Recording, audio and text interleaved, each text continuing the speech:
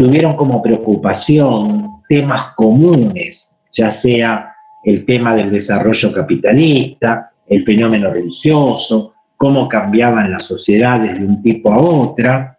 Así que entonces me van a escuchar varias veces, cuando sea pertinente, por ejemplo, decir para Weber sobre este tema tal cosa, para Durkheim tal otra, para Marx pensaba de esta u otra manera. La obra de Weber, sin duda, es muy extensa, es muy vasta, erudita, como dije antes, pero hay como tres grandes ejes temáticos, hay como tres grandes temas que recorren esa vastedad de su obra. Uno de los grandes temas, uno de los grandes ejes temáticos que constituyó su objeto de preocupación fue todo lo relacionado con el poder y la política. Ese es uno de los grandes temas weberianos. Otro gran tema es la cuestión religiosa, que como ya anticipé, fue un profundo estudioso de las religiones tanto orientales como occidentales. Y un tercer gran tema o gran eje temático fue todo lo relacionado con el desarrollo del capitalismo moderno industrial. Entonces, repito, tres grandes temas: poder y política es uno, religión es otro y desarrollo del capitalismo industrial moderno es otro. Voy ahora a hacer una breve referencia a cuáles fueron sus primeras obras, sus primeros estudios, importantes todos ellos, que luego él va a retomar para analizarlos en una mayor profundidad. En 1889, Weber se doctoró en jurisprudencia.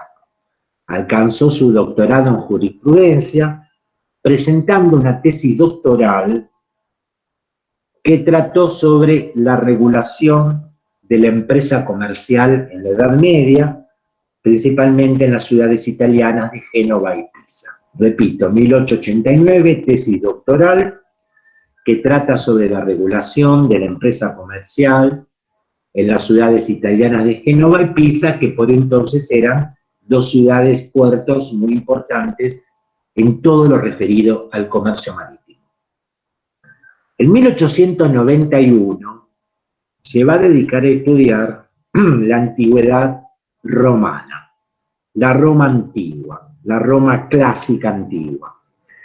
Y dentro de la antigüedad romana le va a interesar particularmente el derecho romano, al cual Weber consideraría como el derecho racional por excelencia, y asimismo consideraría que la existencia del derecho romano sería uno de los factores que siglos posteriores contribuirían para que el sistema capitalista se origine en Europa occidental y no en alguna otra parte del mundo.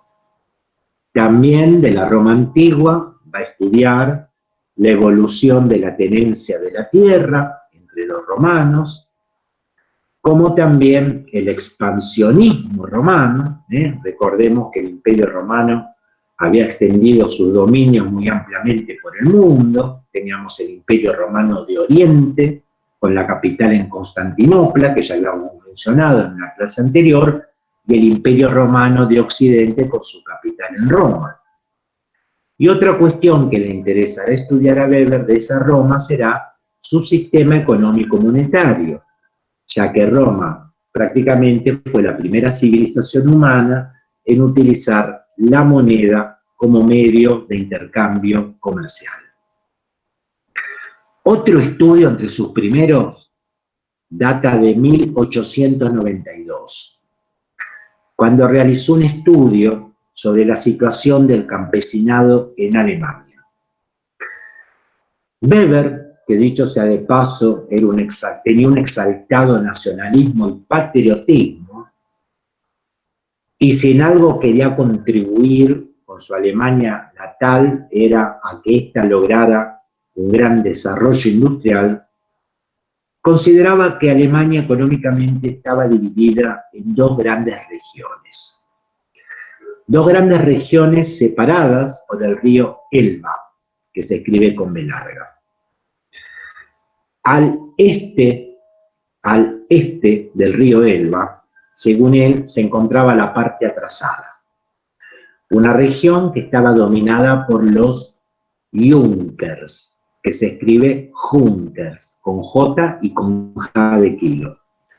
Los Junkers eran terratenientes alemanes, poseedores de grandes extensiones, eso que llamamos latifundios, y que tenían bajo sus órdenes una mano de obra campesina a la cual contrataban como aparceros, jornaleros o arrendatarios. Y la producción agrícola al este del río Elba tenía características feudales o semifeudales. Por lo tanto, para Weber representaba el atraso económico de su país. Mientras que al oeste del río Elba existía una mano de obra campesina contratada de manera asalariada, la producción agrícola era más moderna, con visos más de industrialización y por lo tanto representaba la parte moderna. Entonces lo que tenía que lograr Alemania era que la forma productiva al oeste del Elba se extendiera por el resto del país y de esta manera Alemania iba a conseguir iniciar un camino de progreso y de modernización. Y otro estudio que voy a mencionar fue el que realizó entre 1894 y 1894 y 1897, en que se dedicó a investigar las operaciones del capital financiero en Alemania a través de la bolsa de valores. Repito, estudio dedicado a las operaciones del capital financiero en Alemania a través de la bolsa de valores. Sucede que tradicionalmente la bolsa de valores ha sido vista como un ámbito meramente especulativo y dentro de lo que serían las actividades económicas financieras. ¿Y cómo ha sido mal visto principalmente? Entonces Weber con este estudio trata de quitarle esa visión negativa que tradicionalmente se ha tenido de ese ámbito donde se compran y venden acciones de las empresas, considerando que la bolsa de valores constituye un medio por el cual el hombre de negocios puede planificar racionalmente el progreso de su empresa. Entonces, repito que para Weber la bolsa de valores es una forma en que el hombre de negocios puede planificar racionalmente el progreso de su empresa. Y aquí nos topamos con uno de los conceptos que va a recorrer toda la obra weberiana, y es el concepto de racionalidad, racionalización. Porque para Weber, si hay algo que distingue a la sociedad moderna, es el desarrollo de la racionalidad. Si hay algo que diferencia a la sociedad moderna industrial del tipo de sociedades que existieron antes, es justamente la racionalización del mundo moderno. Así que racionalidad, racionalización, son dos conceptos o dos palabras que quizás me escuchen pronunciar a veces hasta el cansancio. Bueno, paso ahora a otra temática y hacer algunas comparaciones entre la sociología de Weber y la de Marx. Weber consideraba que el proceso histórico o el desarrollo histórico de la sociedad moderna era un proceso unilineal. Se escribe todo junto a la palabra, unilineal. Y se daba unilinealmente, es decir, unilineal en un solo en una sola línea, en un solo sentido. Perdón, profe, ¿lo puedo interrumpir? ¿Cómo, Martina? ¿Lo puedo interrumpir? No entendí. ¿El desarrollo histórico de qué? El desarrollo histórico de la sociedad moderna es un proceso unilineal. Unilineal, de línea. Es decir, se da unilinealmente, en una sola línea, en un solo sentido, en una sola dirección, hacia un futuro determinado. Y ese proceso histórico unilineal, a su vez, está caracterizado principalmente por dos aspectos. Uno es la burocratización y otro es la racionalización del mundo. Entonces, reitero, un proceso histórico unilineal, a su vez caracterizado por dos aspectos principales: la burocratización y la racionalización del mundo. Burocracia es un término que, como tantos otros, termina en cracia, y este es un sufijo que deriva del griego kratos, para que lo sepan y lo tengan en cuenta. Kratos, con K de kilo. Kratos, el griego, significa gobierno o autoridad. Entonces tenemos palabras como, por ejemplo, burocracia, democracia, aristocracia, hoy un término que aparece cuestionado, meritocracia, otro término es plutocracia. Entonces, bueno, democracia, gobierno o autoridad del pueblo. Plutocracia, que quizás no lo conozcan porque no se utiliza mucho, es el gobierno de los ricos. Entonces, burocracia sería el gobierno o la autoridad ejercida por los burócratas, por funcionarios burócratas. Burocracia, a su vez, es un término que ha llegado hasta nuestros días con una fuerte carga negativa. Si le preguntamos a cualquier persona común, seguramente lo asocia con la administración pública, en cualquiera de sus tres niveles, nacional, provincial y municipal, y lo asocia, por ejemplo, con empleados burócratas o empleados públicos, holgazanes, vagos, lentos, lo asocian también con trámites farragosos, también lentos, o capaz que tener que hacer largas filas delante de una ventanilla o una oficina de alguna repartición pública. Es decir, el concepto de burocracia ha llegado con esta fuerte connotación negativa hasta nuestros días. Lo que yo les quiero hacer observar, para entender la sociología de Weber, es que en la sociedad moderna, la organización burocrática no solo se corresponde con instituciones públicas, sino también con instituciones privadas. Por ejemplo, una universidad, como puede ser la propia Universidad de Buenos Aires, tiene una organización burocrática que ustedes debieron pasar para inscribirse como alumnos de la misma. Lo mismo una empresa comercial tiene una organización burocrática, igual que una asociación deportiva, o igual que, por ejemplo, un organismo no gubernamental, y vaya que la tiene si hablamos de las estructuras burocráticas sindicales.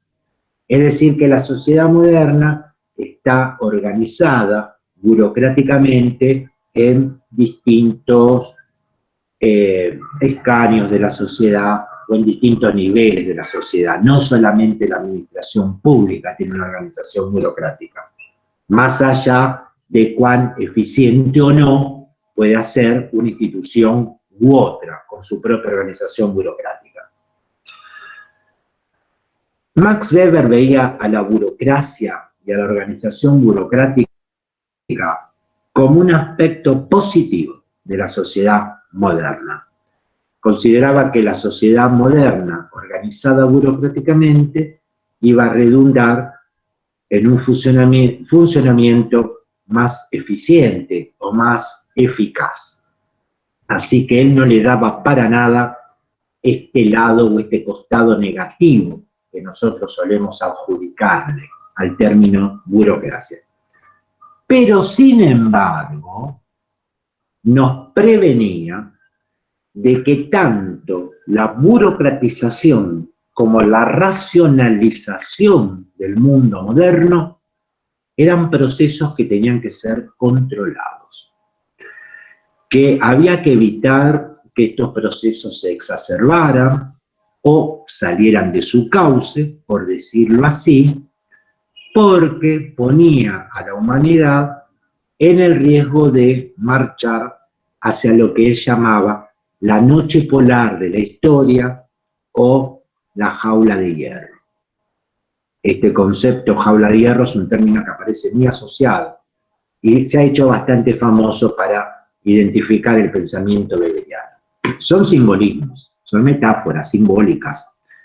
Noche polar en el sentido de que la humanidad corría el riesgo de ir hacia una etapa futura de nocturnidad, de oscurantismo, casi como una vuelta al pasado medieval. Y con jaula de hierro lo que él quiso decir es que corríamos el riesgo de quedar como dominados o encerrados por grandes máquinas burocráticas y entonces casi como pasar a formar parte, ser un resorte, un engranaje más, ser dominados por grandes máquinas burocráticas y por el dominio de funcionarios burócratas. Así que en principio la organización burocrática redunda en un funcionamiento positivo, pero también hay que tener cuidado de que esto no se exacerbe, ¿no es cierto?, de que no se descontrole, porque si no marcharíamos, como decía él, hacia la noche polar de la historia y a quedar encerrados todos en una gran jaula de hierro. De manera tal que si forzamos estos conceptos, podríamos percibir como cierta visión pesimista trágica desde el pensamiento de Weber respecto de lo que le esperaba a la humanidad en un futuro. Algunos autores dicen eso. La visión de Weber acerca del futuro de la humanidad está cargada de cierto contenido pesimista, trágico. Bien. En cambio, Marx, ¿cómo veía el futuro de la humanidad? Lo veía mucho más auspicioso, lo veía mucho más optimista. Sobre todo, si lográramos o si lográbamos dejar atrás el sistema capitalista y poder instalar entonces un sistema económico socialista. Para Marx, y estas son frases célebres que voy a mencionar, cuando la humanidad pasara del capitalismo al socialismo, estaría pasando del reino de la necesidad, que era el capitalismo, al reino de la libertad, que era el socialismo. Entonces ustedes saben muy bien que Marx fue un gran y ferviente crítico del sistema capitalista por las condiciones de explotación, de expoliación y de alienación que generaba sobre todo en la clase obrera. Y todo eso recién se iba a poder resolver cuando se pase una próxima etapa histórica futura en que el capitalismo quede reemplazado por el socialismo. Y entonces, reitero, de ahí estaríamos pasando del reino de la necesidad, que era el capitalismo, al reino de la libertad, que era el socialismo, donde el ser humano ganaría no solo en mayor libertad, sino también en mayor felicidad. Entonces, comparada esta visión con la de Weber, la de Marx sería bastante más optimista y auspiciosa de un mejor futuro para la humanidad. Otro tema en el cual podemos establecer una comparación entre Weber y Marx es el que se refiere a las causas de los fenómenos sociales. Weber, siempre, como dije antes, descalificando, desacreditando el materialismo histórico y dialéctico de Marx, Weber propone que los fenómenos sociales son pluricausales, pluri de pluralidad, pluricausales o multicausales. La realidad social, los fenómenos sociales, son el resultado y el efecto de varias causas, de múltiples causas, de una pluralidad de causas. En cambio, para Marx, que tiene una perspectiva monocausalista, mono uno. Para Marx hay un elemento, hay un aspecto que es lo que determina en última instancia todo lo demás. Todo lo que pasa en la sociedad es lo económico. Para Marx es lo económico, es el sistema económico, es el modo de producción económico, la estructura económica, la que determina en última instancia el aparato jurídico, político e ideológico de la sociedad. Para Marx es la estructura económica o el modo de producción económico el que determina cómo piensa la gente, el sistema jurídico, el tipo de Estado, la conformación de las clases sociales, la ética con que se maneja esa sociedad e inclusive la estética de una sociedad.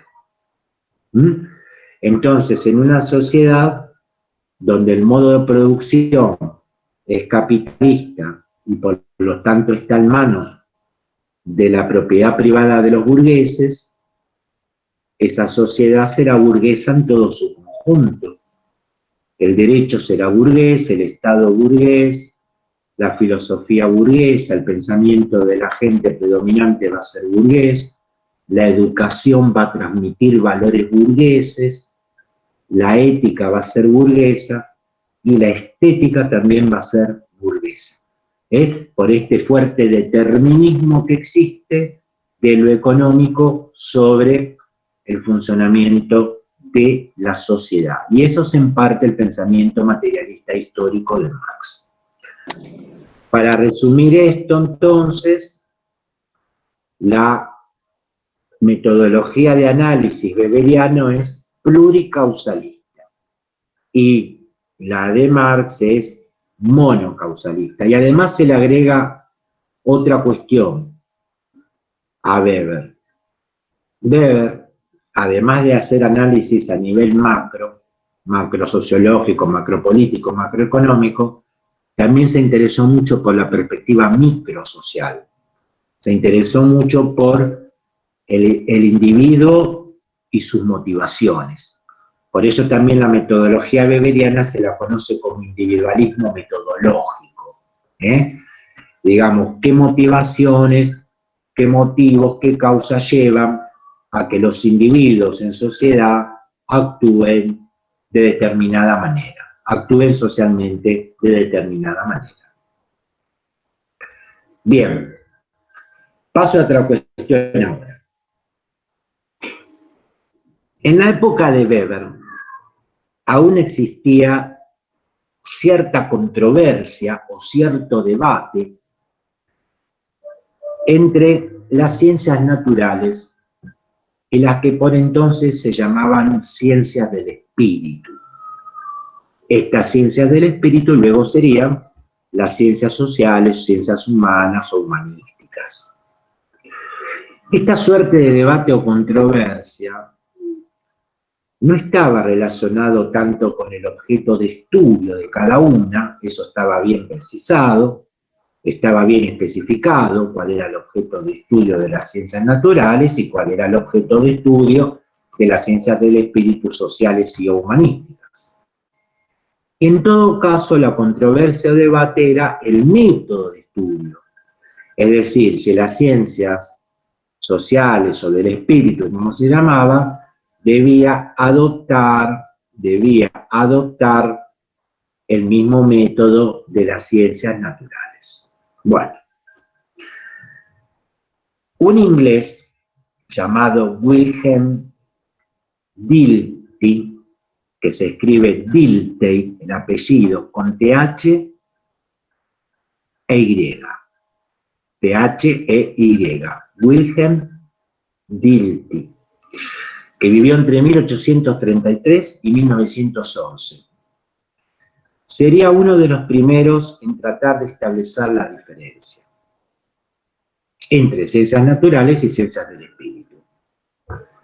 ¿Qué dijo Dilthey? Hay dos expresiones que lo hicieron trascender.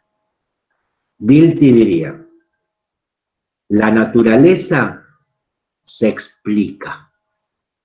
¿Estamos? La naturaleza se explica, mientras que el espíritu se comprende. Son las dos frases más conocidas. La naturaleza se explica, el espíritu se comprende. Bueno, otro autor francés que ya conocemos, lo he nombrado varias veces, Auguste Comte, que vivió entre 1798 y 1857, que ya sabemos que tenía un pensamiento positivista, una postura positivista, consideraba que las ciencias sociales debían ser una extensión de las ciencias naturales, tomar los supuestos y los métodos de esas ciencias naturales y aplicarlo al estudio de los seres humanos. Convendría recordar, para que relacionen los temas que vamos viendo, que esta postura kantiana era la que sostenía, de alguna manera, el dualismo metodológico y también la que sostenía el funcionalismo de Parsons y Merton. Obtener información sobre la sociedad para controlar, para dominar, ¿no es cierto? Bien. Ahora viene algo importante que tiene que ver con Weber. Weber rechaza rotundamente el positivismo kantiano. Así que atención, nunca vayan a decir que Weber era positivista porque está mal. Es cierto que a veces se presta a confusión, porque uno, si va recorriendo la obra weberiana, va a notar algunas contradicciones en sus escritos y a veces hace pensar que su postura es positivista, pero no lo es. Así que nunca digan que Weber es positivista porque van a estar diciendo algo incorrecto. Entonces Weber rechaza el positivismo kantiano y considera que el objetivo de las ciencias sociales debe ser la comprensión. Coincide con Dilthey, no coincide con Comte, coincide con Dilthey. El objetivo de las ciencias sociales debe ser la comprensión. Hay una palabra en alemán que se traduce desde su original como comprensión o también se puede traducir como interpretación, que se pronuncia verstehen. Les deletreo cómo se escribe: B corta, E, R, S, T, E, H, E, N. Están los apuntes. La B corta en alemán se pronuncia F, generalmente, la H como J, entonces la pronunciación sería verstehen. Entonces, ¿qué es el verstehen weberiano? La comprensión, interpretación. A partir de aquí, tienen que decir que la sociología de Weber es una sociología comprensiva, comprensivo-interpretativa. No es positivista, es una sociología comprensivo-interpretativa. Y se deriva del vocablo no original alemán verstehen. ¿Qué es lo que busca comprender o interpretar? ¿Por qué un hecho de la realidad es único e irrepetible? Porque esa también es otra idea de Weber, que los hechos sociales, los fenómenos sociales, son únicos e irrepetibles. Es decir, busca la comprensión, la interpretación de la unicidad de la realidad. Y a partir de descubrir por qué un hecho social es único e irrepetible, a partir de allí establecer juicios generales o juicios de generalización. ¿Ok? Bien. Esa es una cuestión. Otra cuestión nos lleva ahora a considerar la famosa disputa, famosa por decirlo así, disputa entre objetividad y subjetividad. Bien. Como es de suponer, la realidad social no solo es muy compleja, o además de ser muy compleja, es infinita. Se podría decir que es prácticamente inabarcable. Hay una gran improbabilidad de poder abordar la realidad social en su totalidad o en su conjunto, ¿no es cierto? Entonces, ¿qué es lo que hacemos cuando estudiamos la sociedad? Hacemos recortes de la realidad social. Seleccionamos determinados objetos de estudio, determinadas problemáticas, determinados fenómenos que consideramos son los que resultan más relevantes. Por ejemplo, si una sociedad en su presente actual tiene como problemáticas la pobreza, la desocupación, la deserción escolar o la coyuntura actual, el problema pandémico, bueno, esos son objetos de estudio relevantes que merecen una atención porque son quizás los epifenómenos que más aquejan a la población en una determinada coyuntura, ¿ok? Y también entender que como los fenómenos sociales son multicausales, dice Weber, hay que encontrar las conexiones causales entre ellos. Entonces, una determinada problemática no es el resultado de una sola causa, sino de varias causas. Y entre esas causas hay conexiones entre sí. Esas son las conexiones causales, lo que conecta una causa con las otras, para que después todas juntas deriven en la producción de una situación determinada. Algunas de las que yo, por ejemplo, comenté. Y para eso, dice Weber, es necesario un proceso de abstracción y de reflexión. Entonces, ¿dónde ponemos la subjetividad y la objetividad? La subjetividad del investigador interviene en lo que va a elegir para estudiar, en la selección de los hechos para su estudio. Porque no a todos los investigadores o estudiosos de lo social, sean sociólogos, antropólogos, historiadores, politólogos, comunicadores sociales, lo que sea, les va a interesar los mismos temas. A algunos no les interesarán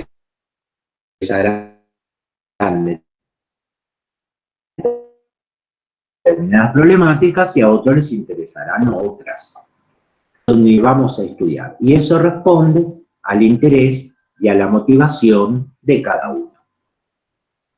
Pero el análisis debe realizarse con objetividad. Eso es lo que plantea Weber. Entonces quiere decir que Weber es un fuerte defensor de hacer ciencia social libre de valores. Es un fuerte defensor de aquello que llamamos neutralidad valorativa. Entonces también es alguien que propone que a la hora de investigar las problemáticas sociales o la realidad social,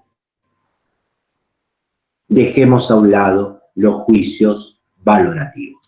Entonces, para resumir esto último, la elección de lo que vamos a estudiar responde a una base subjetiva que tiene que ver con el interés y la motivación, la preocupación por determinada problemática.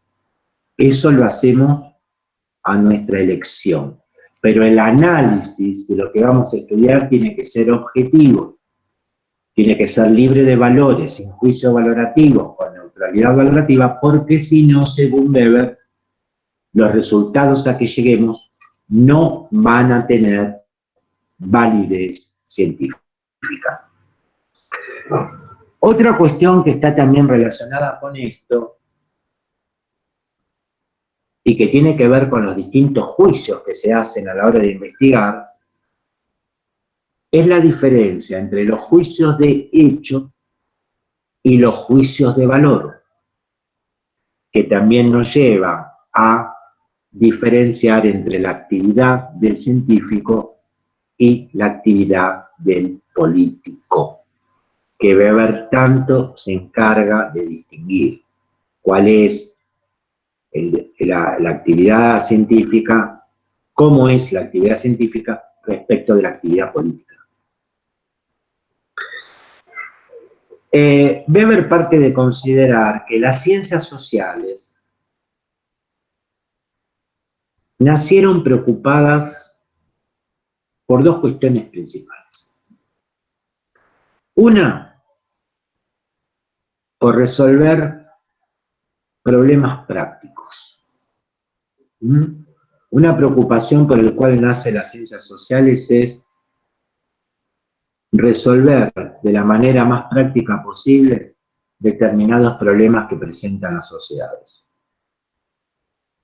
Y otro origen, digamos, de las ciencias sociales tiene que ver con el interés de las personas por lograr determinados cambios en la sociedad.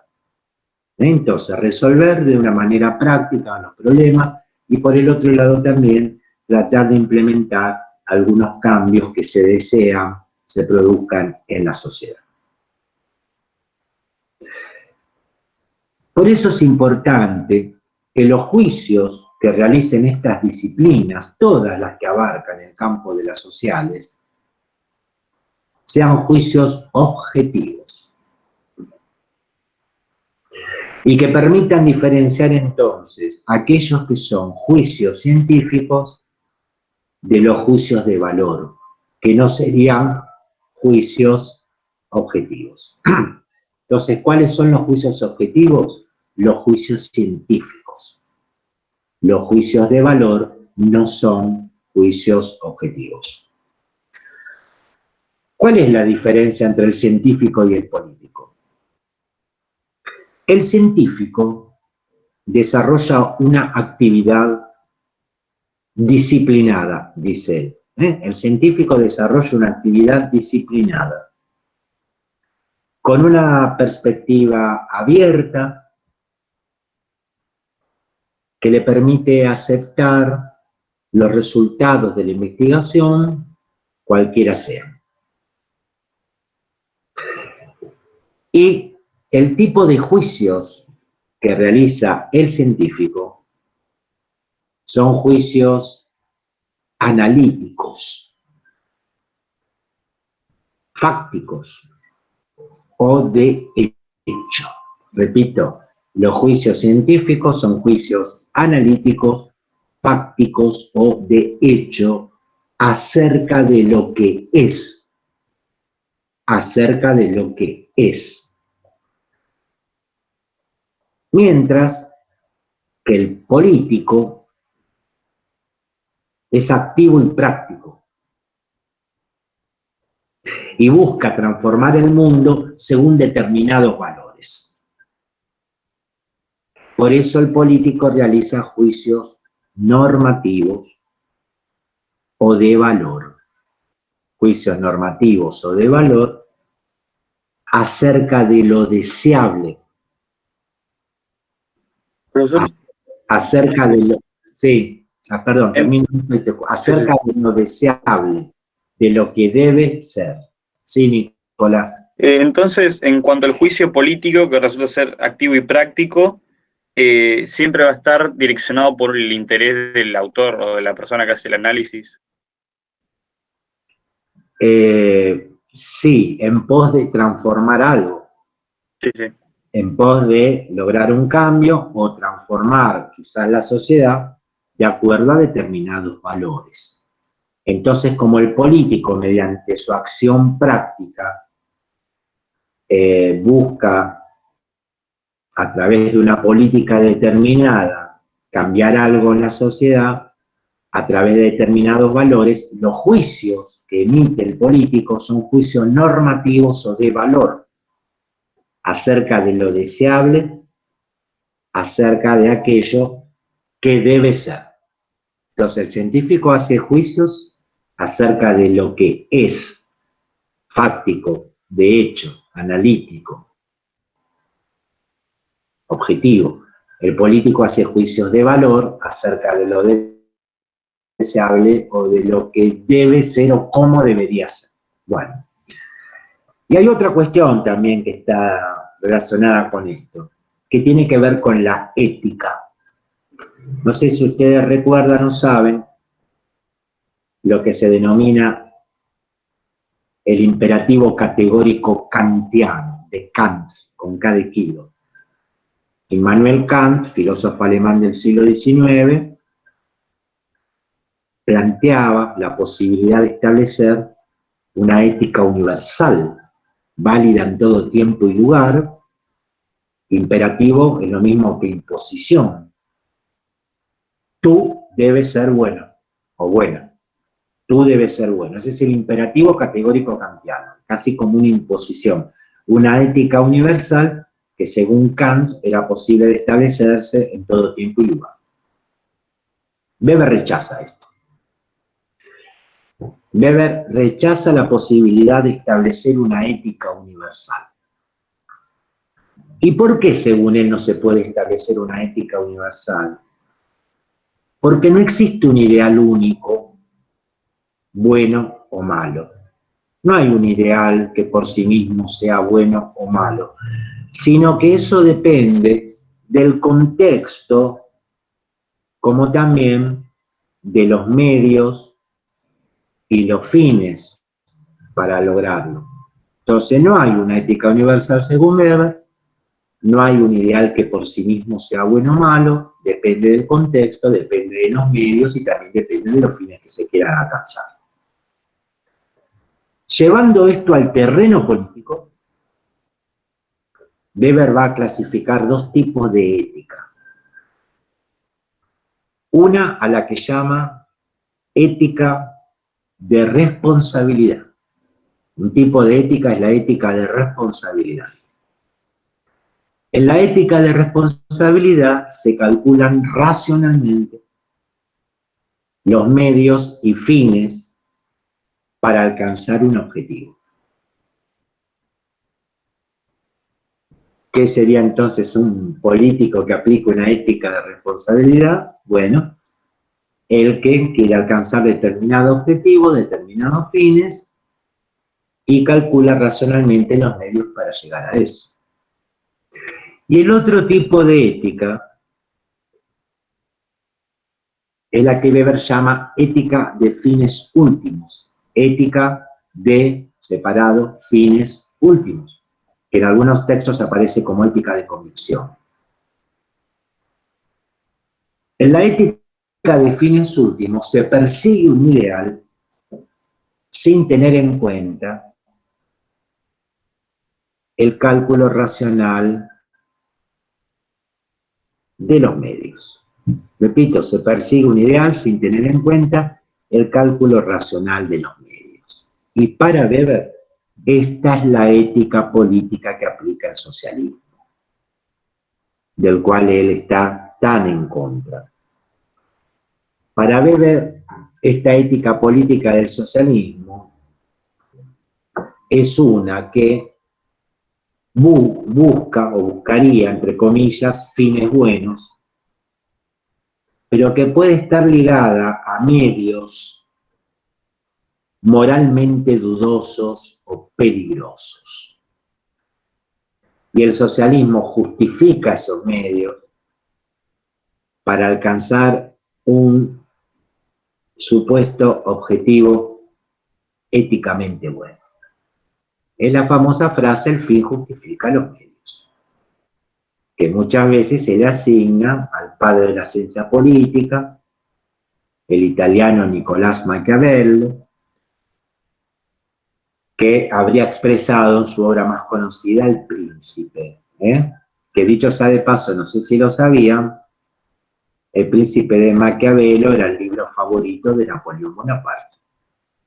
Ya que nombramos a Napoleón y ahora nombro esta Ética y a Maquiavelo, Napoleón Bonaparte llevaba en todas sus campañas militares el libro El Príncipe de Maquiavelo, lo leía y lo releía una y otra vez y además le hacía anotaciones.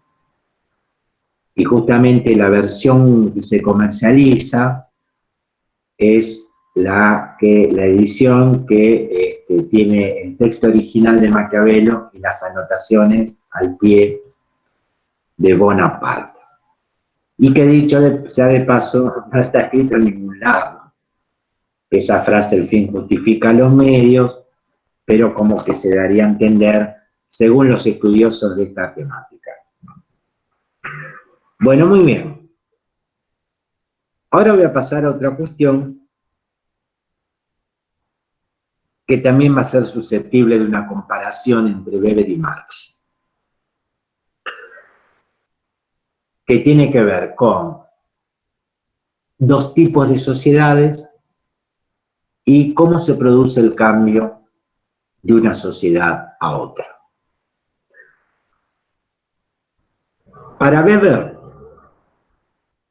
existieron dos grandes tipos de sociedades, o él clasificaba dos grandes tipos de sociedades.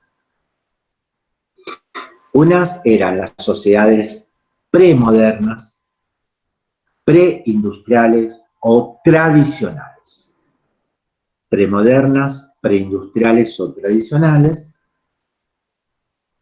basadas en la tradición. Como su nombre lo indica, basadas en la tradición. Y como definición de tradición vamos a decir que es el conjunto de sentimientos y creencias transmitidos de generación en generación. Esa sería una suerte de definición de tradición. Conjunto de sentimientos y creencias transmitidos de generación en generación. Bueno. Las otras son las sociedades modernas industriales, que están basadas en la racionalidad. Entonces vamos ahora a desarrollar el concepto de racionalidad. La racionalidad moderna tiene una doble lógica, o tiene dos aspectos lógicos que la conforman. Uno es el cálculo entre medios y fines, o cálculo racional de medios a separados fines. Podemos decir cálculo racional entre medios y fines o de medios a fines. Y el otro es el cálculo racional entre costos y beneficios. Esta doble lógica racional es la que para Weber caracteriza fundamentalmente, anima fundamentalmente el desarrollo de la sociedad moderna industrial. La racionalidad, caracterizada por una lógica de medios a fines y una lógica de costos-beneficios. Y esto está presente todo el tiempo. Por ejemplo, ustedes, a la hora de elegir una determinada carrera y cursarla. Entonces, ustedes se han inscrito como alumnos universitarios. Se han inscrito como alumnos universitarios. Esperen que voy a activar esto. Se han inscrito como alumnos universitarios y donde el objetivo final entonces es la graduación, la diplomatura en la carrera académica.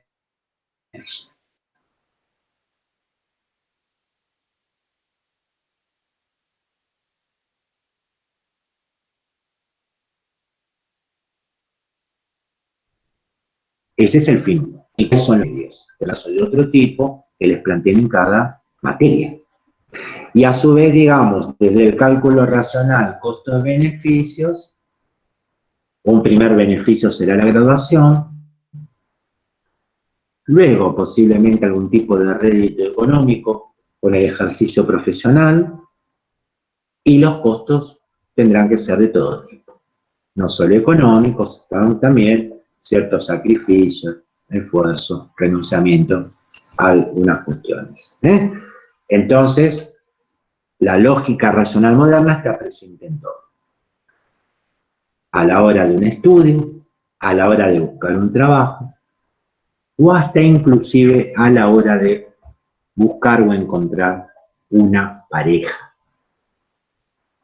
La lógica racional moderna, según Weber, está presente absolutamente en todos los aspectos de nuestra vida moderna.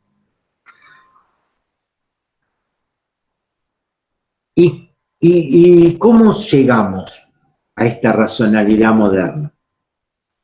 Según él, principalmente por el desarrollo de la revolución industrial y el capitalismo. Weber fue un ferviente defensor del sistema capitalista industrial. Para Weber, el hombre occidental alcanzó su máximo grado de desarrollo de la racionalidad con el triunfo del capitalismo. Fíjense cómo están las antípodas del pensamiento de Marx. Para Marx el capitalismo era lo peor que le puede haber pasado a la humanidad. No le puede haber pasado nada peor que el capitalismo. Y Weber está diciendo que el capitalismo permitió que el hombre occidental, sobre todo, alcanzara el máximo grado de racionalidad.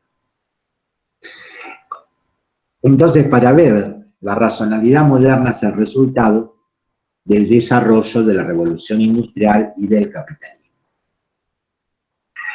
Y a su vez, esta racionalización llevó al, entre comillas, desencantamiento del mundo moderno. El mundo moderno es un mundo desencantado. Frase muy representativa de la sociología de Weber. ¿Qué significa que el mundo moderno es un mundo desencantado? Alguien, desde lo común, podría interpretar desencanto como sinónimo de disgusto, desagrado, disconformidad, pero no tiene que ver con eso. El mundo moderno es un mundo desencantado porque dejó atrás y se liberó de muchas de las tradiciones del pasado, creencias, mitos, leyendas, prejuicios y supersticiones. Se liberó de ese mundo encantado, donde por ahí creía que existían hadas, gnomos, elfos o determinados seres. Todo eso quedó atrás. Entonces el mundo moderno es un mundo desencantado en ese sentido. A eso llamó Max Weber el desencantamiento del mundo moderno. Y el mundo moderno se liberó de todo eso cuando se fue desarrollando la racionalidad, que a su vez es el resultado, repito, del industrialismo y el capitalismo, las dos cosas juntas, el capitalismo industrial. Y a su vez también contribuyó a todo esto el progreso científico y técnico. Bien. El otro tópico que completa este punto es el cambio de un tipo de sociedad a otra. Por ejemplo, para alguien la sociedad puede cambiar cuando hay un mayor desarrollo tecnológico, o también puede cambiar cuando cambia el modo de producción. Weber tenía en cuenta estos factores, el factor tecnológico, el factor productivo. Pero no los tomaba tan en cuenta, porque para Weber lo que fundamentalmente genera un cambio en la sociedad es el cambio de las ideas, de las creencias, de los valores de la gente. Entonces, más allá del desarrollo tecnológico o más allá de la importancia que pueda tener un cambio en el modo de producción, en el modo productivo, consideraba que son las ideas, las creencias y los valores los que transforman las sociedades. Por lo tanto, la sociedad moderna sería el resultado de una nueva manera de pensar. Y esa nueva manera de pensar se realiza sobre la base de criterios de racionalidad. En cambio, Marx, y acá me voy a detener particularmente, para Marx, las ideas no existen ni cambian. Son las personas quienes cambian. Cuando cambian sus condiciones materiales de vida y existencia, también cambian su pensamiento y los productos de su pensamiento. Repito, entonces, para Marx, las ideas no existen ni cambian, son los hombres, las personas, los seres humanos quienes cambian. ¿Cuándo? Cuando cambian sus condiciones materiales de vida y existencia, entonces ahí también cambian su pensamiento y los productos de su pensamiento. Si bien después esto lo voy a desarrollar más profundamente cuando veamos la sociología de Marx,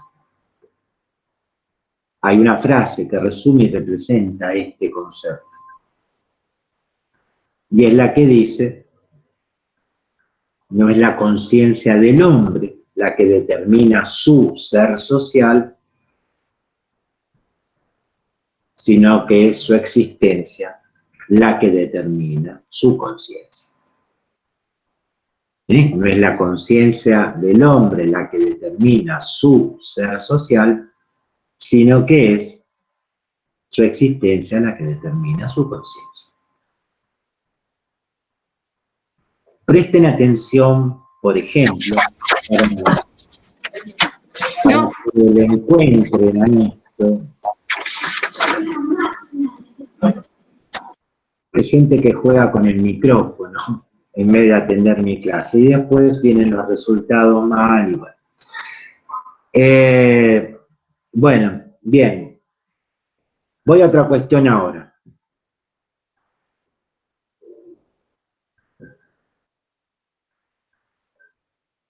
A Weber también le interesó saber cuáles fueron los factores que permitieron, cuál fue, a ver, mejor dicho, lo voy a introducir de otra manera el tema. A Weber le interesó saber si el capitalismo industrial se podría haber originado en otra parte del mundo que no fuera Europa occidental. ¿Por qué? Porque de sus estudios llega a la conclusión que el sistema económico capitalista es un fenómeno único, propio y originario de Occidente. Ahí está la unicidad de la realidad social de la que antes hablábamos. Hace unos instantes hablamos de la comprensión y la interpretación del Verstehen de la unicidad de la relación de la realidad social. Bueno, ahí tienen un ejemplo. El sistema capitalista como un fenómeno único, propio y originario de Occidente, más concretamente de Europa occidental, ya vimos Inglaterra, Francia, Alemania. ¿Por qué se originó en Europa occidental y no, por ejemplo, en la India, en China, en Japón, en Egipto, en otras sociedades? Bueno, según Weber, existió en Europa occidental un conjunto de factores que posibilitaron que el capitalismo se origine allí y no en alguna otra parte. Entonces voy a pasar ahora a detallar esos factores. Por ejemplo, la existencia de un Estado con constitución y leyes. Ese es un factor que, según él, existía en Europa y no en otra parte. También el derecho romano, como un derecho racional por excelencia. También una administración profesional con funcionarios remunerados y basan en el concepto de ciudadano. También el cálculo racional.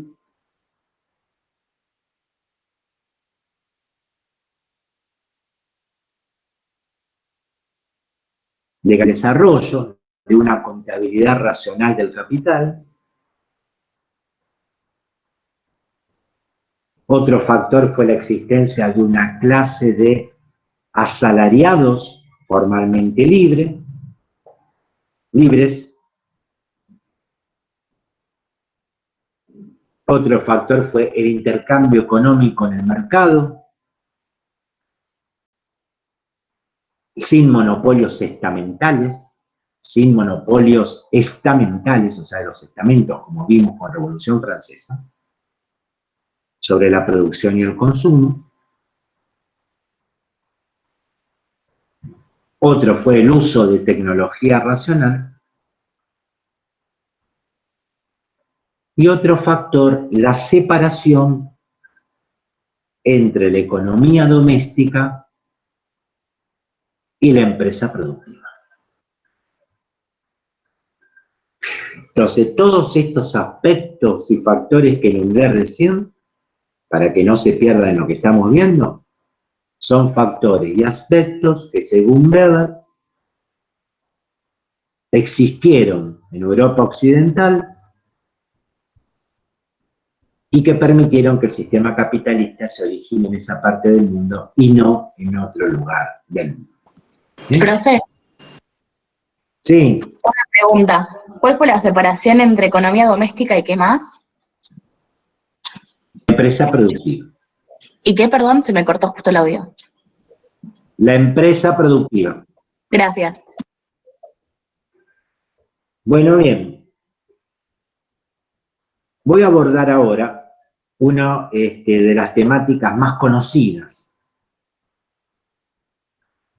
Aquellos que conocen o han visto alguna vez estudios, sociología de Weber, más que nada lo identifican con el estudio que voy a desarrollar ahora.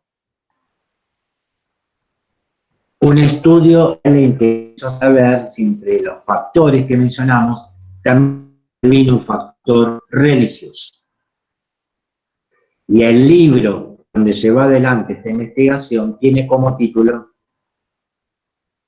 La ética protestante y el espíritu del capitalismo.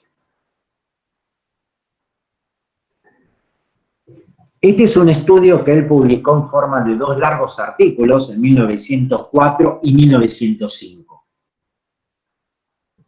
Y es un estudio donde el punto de partida es una inferencia estadística. ¿Qué significa inferir? Hacer algún tipo de deducción o conclusión. Es la palabra que se utiliza.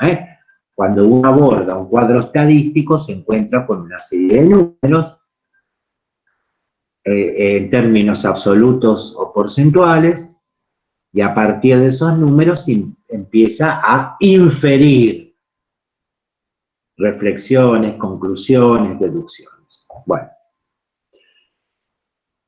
Entonces él hace una inferencia estadística donde descubre lo siguiente. Perdón, antes de avanzar,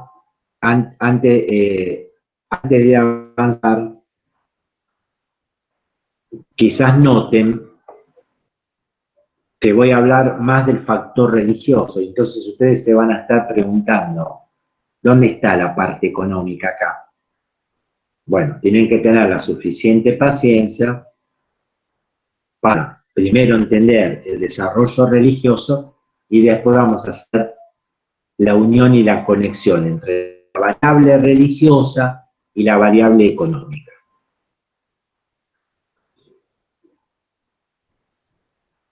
¿Cuál es la inferencia estadística a que llega?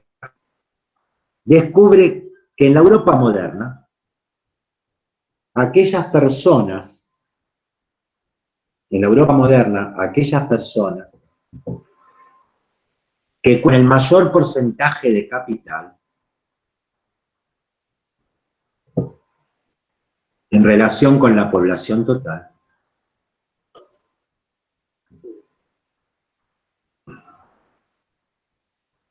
como también aquellos que ocupan puestos directivos, tienen algún trabajo especializado,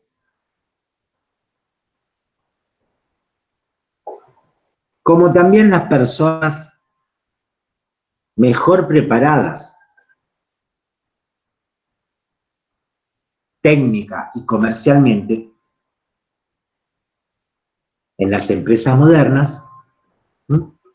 Repito entonces, las personas que cuentan con mayor porcentaje de capital, como también los que ocupan puestos directivos, tienen trabajo especializado, mejor preparadas técnica y comercialmente en las empresas modernas, todas ellas tienen un aspecto en común que comparten, un rasgo comúnmente compartido, una característica en común. ¿Cuál es? Que todas ellas profesan la religión protestante. Son religiosos protestantes, profesan la religión protestante. Bueno, bien. Entonces, ante esto a Weber se le presentó una contradicción en material y lo espiritual. ¿Por qué? Porque se supone que las personas que desarrollan una actividad económica y que tienen como objetivo obtener ganancias, dinero, son indiferentes a la religión. Son aquellas personas que llamamos materialistas, que en la vida persiguen objetivos materiales y no tienen interés por las cuestiones espirituales, como podría ser el caso de una creencia religiosa. Esa es la contradicción entre material y espiritual.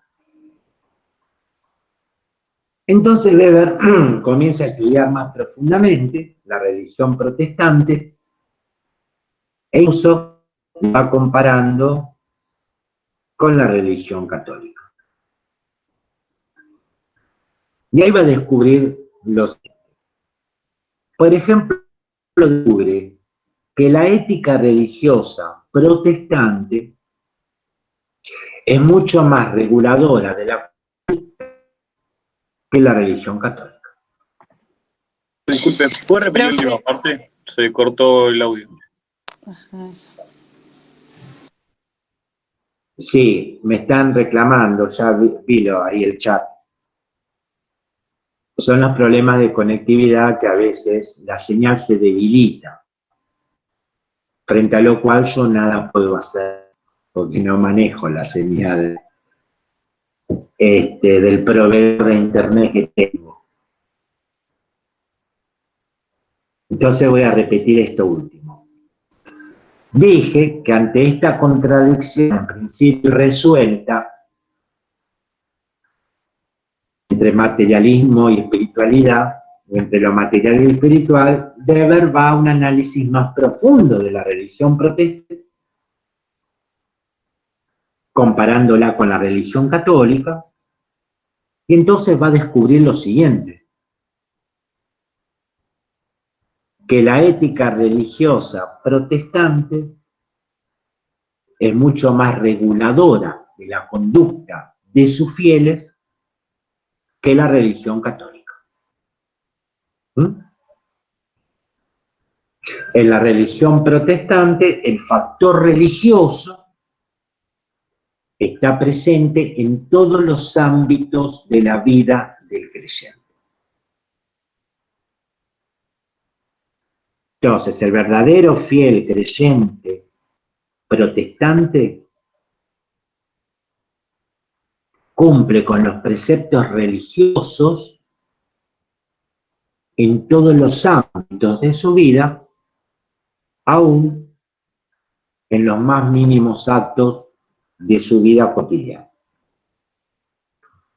Cumplir con estos preceptos es cumplir con su deber para con Dios.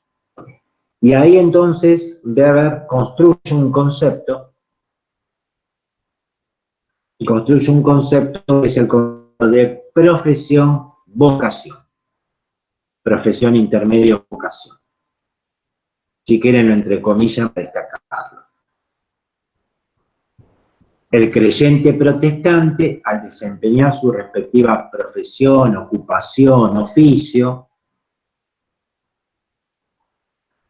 está cumpliendo con su vocación hacia Dios. No Profe, solamente ¿podría repetir cómo es el concepto que se cortó? profesión, vocación. Profesión, guión intermedio, vocación. Entonces, el creyente protestante, al desempeñar su profesión, oficio, ocupación, cumple con su vocación hacia Dios.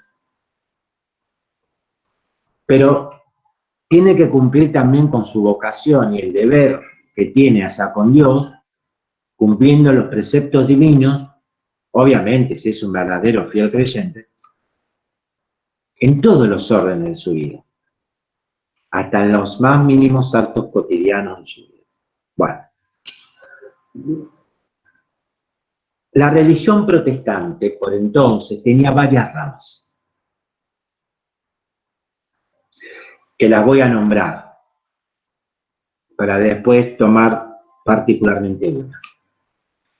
Por ejemplo, una de esas ramas era el pietismo. Una de las ramas del protestantismo era el pietismo. Otro era el metodismo.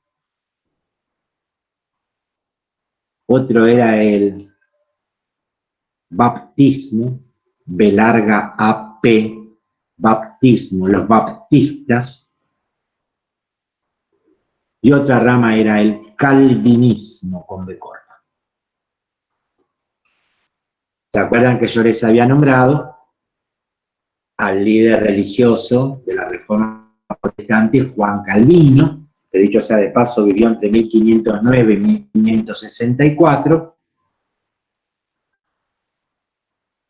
y él había sido el fundador de la rama protestante que llevaría su nombre, calvinismo. Bien, de estas cuatro, Weber va a tomar el calvinismo, que tiene como particularidad también el puritanismo ascético.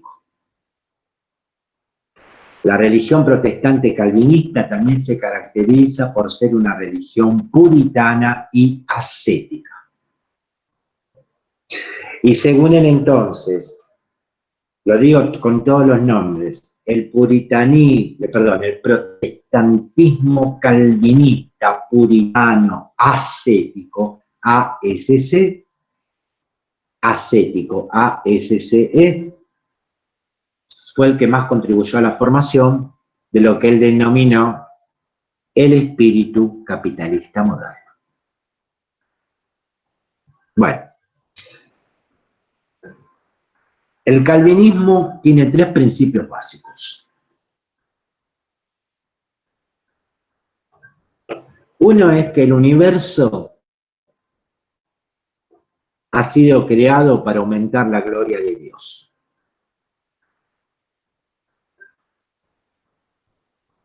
Y solo tiene sentido en relación con los propósitos divinos. Repito, el universo ha sido creado para aumentar la gloria de Dios y solo tiene sentido en relación con los propósitos divinos. Un segundo principio básico calvinista establece que los motivos de Dios están más allá de la comprensión humana.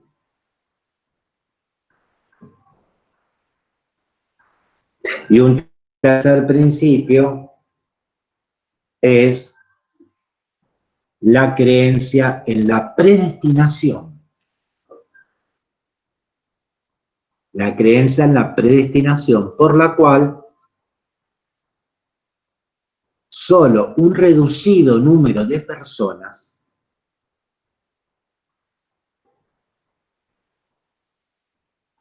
son los elegidos para alcanzar la gracia eterna. Bueno, a estos principios se le suma algo más, que hace una diferencia entre la religión protestante y la católica.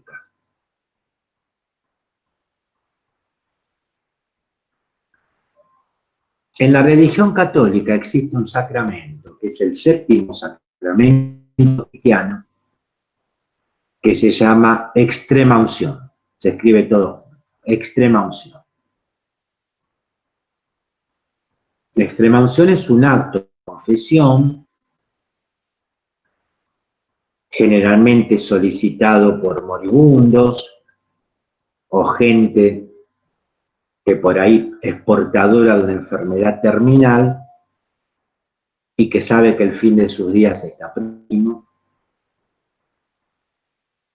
Solicita a un sacerdote frente al cual, por este sacramento, se arrepiente de sus pecados o de sus malas obras en la vida terrenal. Eso se llama extrema unción, el séptimo sacramento. Esto en la religión protestante no existe. Esto que existe en la religión católica, en el protestantismo no existe. No hay posibilidad de arrepentimiento posible. Así que entonces el creyente calvinista está casi obligado a llevar una vida coherente y disciplinada de acuerdo a los preceptos divinos, porque hay posibilidad de arrepentirse. No existe la extrema unción. Bueno, ahora bien, ¿cómo se puede saber qué serán los elegidos de Dios para alcanzar la salvación, la gracia eterna, como se dice en términos religiosos? Es algo que no se puede saber de antemano, porque no hay marcas externas o signos visibles que permitan identificar a aquellos o aquellas que van a alcanzar esa gracia de Dios. No hay algo visible, un signo físico, lo que fuera. No se los puede identificar a priori, pero cada individuo que es un verdadero creyente calvinista tiene la obligación de creerse uno de los elegidos. Tiene la obligación de creer que es parte de los elegidos, porque lo contrario sería una falta de fe. Tiene la obligación de creerse parte de los elegidos. Si no, no se puede llamar creyente calvinista.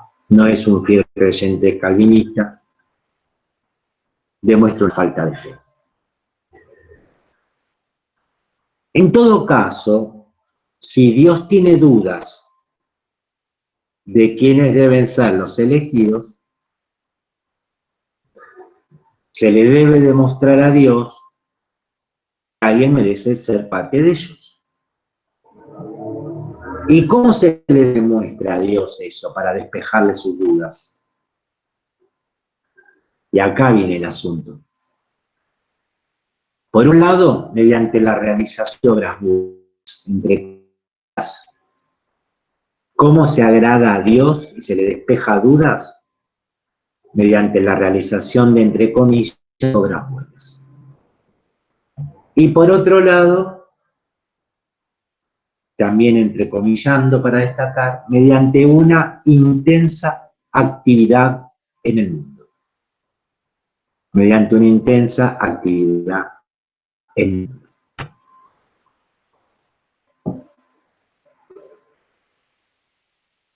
esa intensa actividad en el mundo forma parte del trabajo.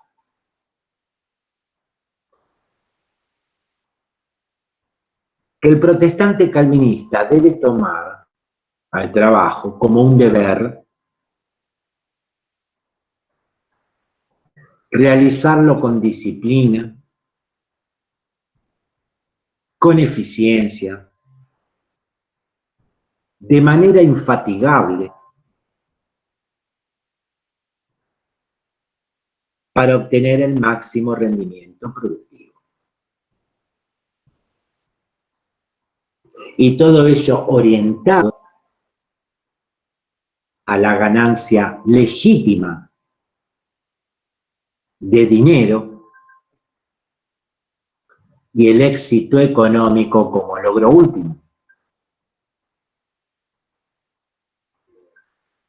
Pero sin lujos ni despilfarro del dinero y el tiempo. Y ahí estaría la parte puritana ascética. Entonces, por si no lo entendieron, dentro de la religión protestante no se condena ni amonesta que alguien quiera hacerse rico, millonario.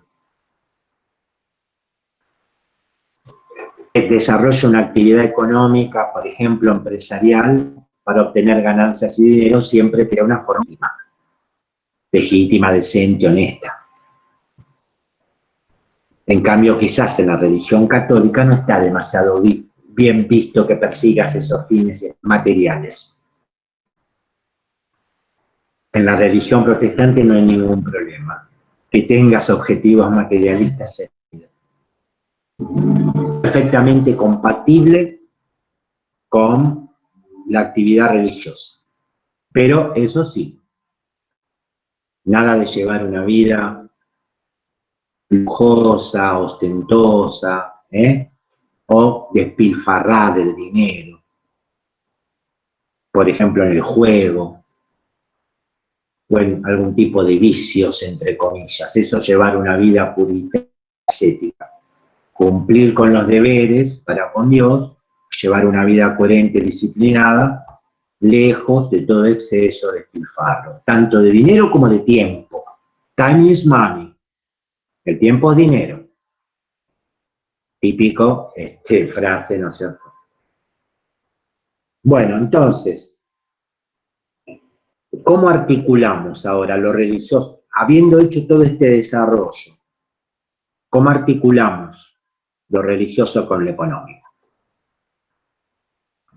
Según Weber, esta ética religiosa, un determinado etos con TH, un determinado etos religioso, una ética religiosa, cual la ética protestante, calvinista, puritana, ascética, contribuyó como otro factor más, no el único factor, atención, es multicausal el análisis. Si fuera la religión solo sería monocausalista, y Weber es pluricausalista. Entonces, la religión fue un factor más entre tantos otros que contribuyó a formar una suerte de etos económico, ética económica, mentalidad empresarial, mentalidad económica, que Weber llamó el espíritu del capitalismo moderno.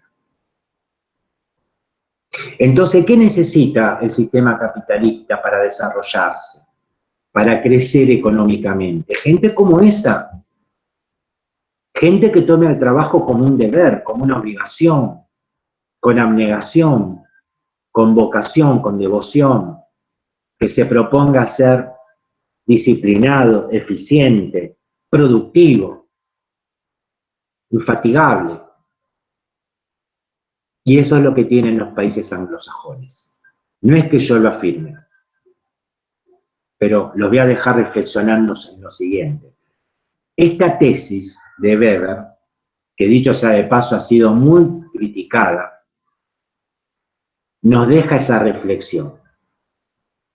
Que varios de los países que han logrado un considerable crecimiento y desarrollo económico y social, como puede ser Inglaterra, como puede ser Alemania, como puede ser Estados Unidos, parte de ese desarrollo se explica a partir de la profesión religiosa mayoritaria en su gente de tipo protestante, independientemente de las distintas ramas, porque en el caso de Inglaterra también hay un predominio protestante.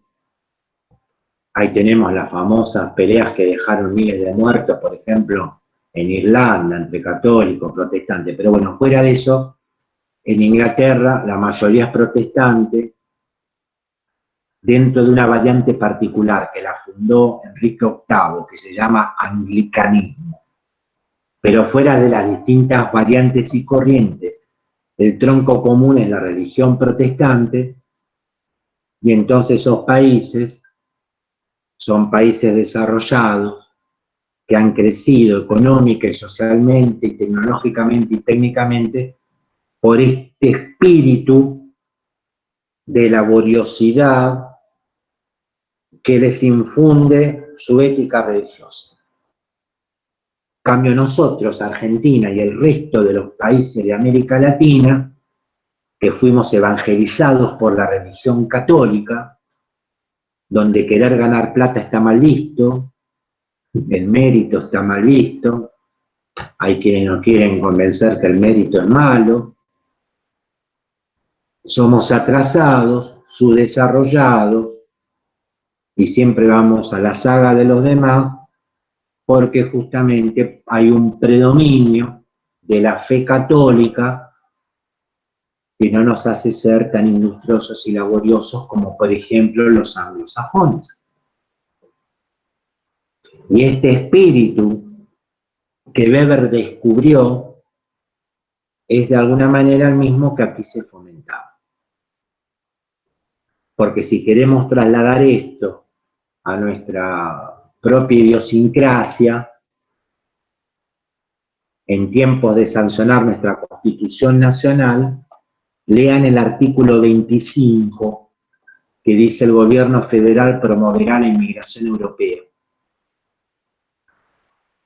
¿Y dónde está basado eso? Eso está basado en el famoso libro de Juan Bautista Alberdi que escribió en 1852. La Constitución Nacional Argentina se sancionó en 1853 y en 1852 Alberdi había publicado su libro Bases y Puntos de Partida para la Organización de la República Argentina, y en una de sus partes donde fomenta la inmigración, que era necesario que llegue a nuestras tierras, ¿qué tipo de inmigración se cree que fomentaba esa generación de intelectuales? Que además el libro recontra tenido en cuenta para después la Constitución. La inmigración anglosajona. Léanlo. Dice ahí: dale al cholo, que es una forma despectiva de llamar a los nativos, tales y tales, y no haréis de él un obrero inglés. La inmigración que se fomentaba no era ni de latinos, ni orientales, ni eslavos, anglosajones, porque se los consideraba mucho más laboriosos, industriosos.